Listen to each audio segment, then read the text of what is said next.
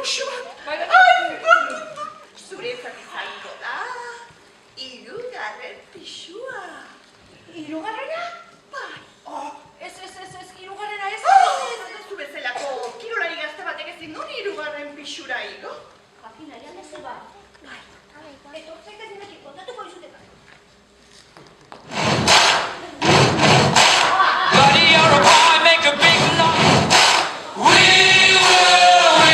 will rock you. Buddy, you're a young man, hard man, shouting in the street, gonna take off. Jaun-andre eta gazteok, iritsi da espero genuen unea.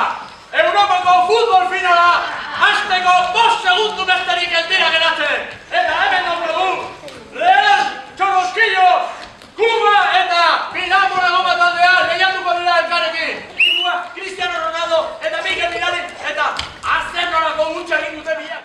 Penalti puntuan, azkeneko 5 segundutan gaude eta azken norako aukera daukan gola sartzeko. Eta hortzen diguen txutetzea, eta Cristiano Ronaldo Kriston plantxa egin dio, eta azer norako bina. Mikel Mirarinaren aurpegira bakarikan besterik ez dugu ikusi behar, ozer kuskatu dela ikusteko, eta argi eta garbi ikusitu.